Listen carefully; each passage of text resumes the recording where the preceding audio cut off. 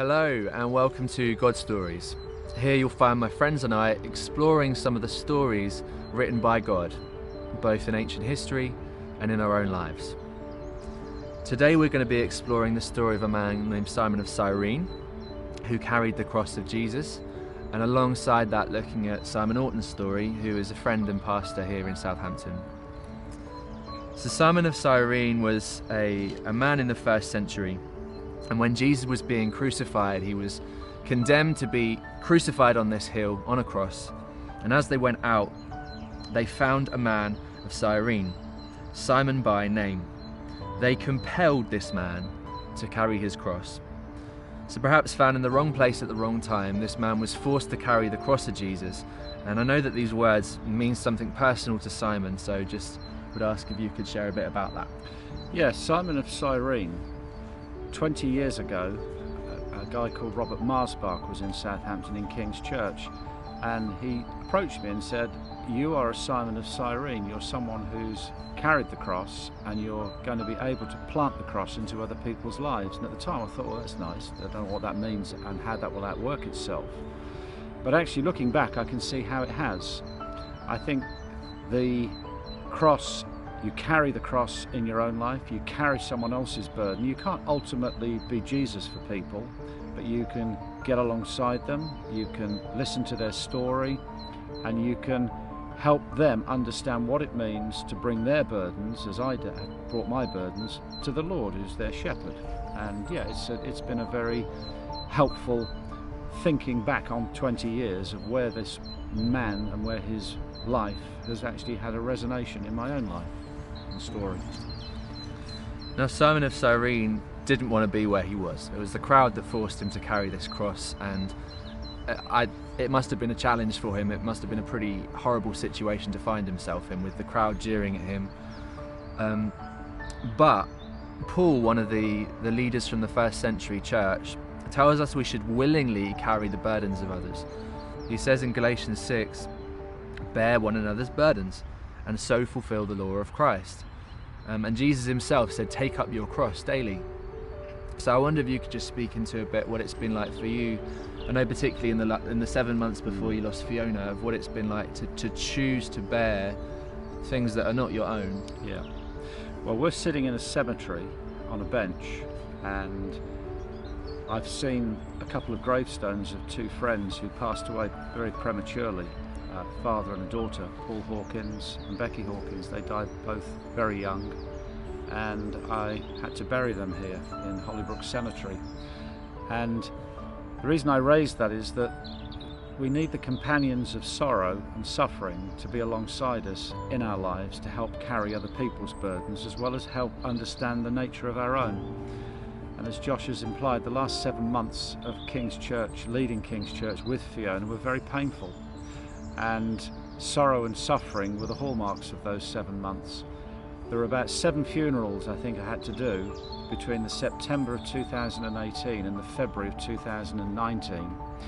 And some of them were very personal, very close friends. We had one friend who lost their son, Ben McQueen, and he was tragically only 26 years of age.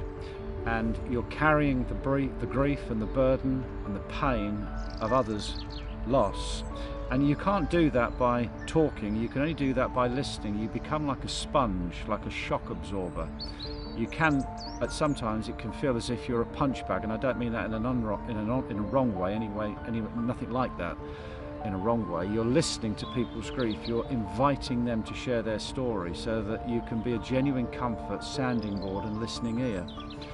But all the time I was doing that through those 7 months, and I remember preparing John May, who died in February 2019. I remember preparing his funeral with his wife Carol, and I was thinking the next one's likely to be my own wife's, because by that time she was so frail and so riddled with cancer. I had to lift her literally up the stairs to bed and then back down again step by step. Now I'm a big guy and I'm strong, and I can pick up a wife who was only probably 7 stone, but physically it was still exhausting.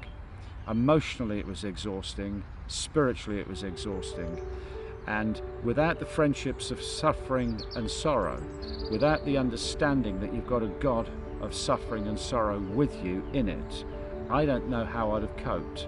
But actually, by the grace of God, we did come through. Yeah, and if I could just comment, I mean, the story sounds crazy, doesn't it? The amount that Simon had to handle during that time, and yet, even now, there's a lightness and ease about you, less than 2 years on after having lost Fiona. And I want to just read some of the words of Jesus himself before he suffered and died, where he invites us and says, "Come to me, all who labour and are heavy laden, and I will give you rest. Take my yoke upon you and learn from me, for I am gentle and lowly in heart.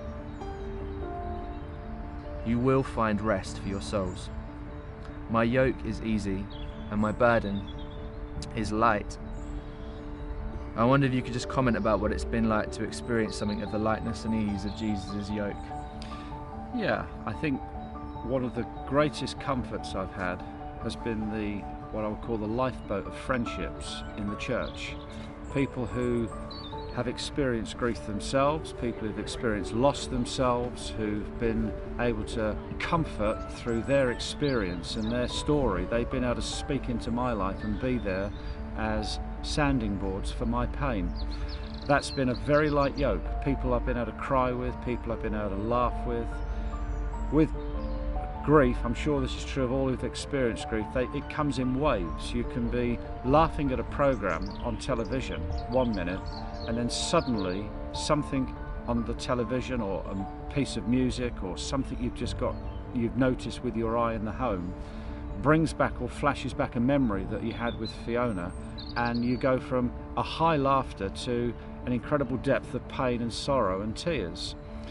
And often in the tears, it's then I've really noticed and felt like two hands underneath me. It's like being the hands of the comfort of God. I'm familiar with your suffering, I'm familiar with your sorrow.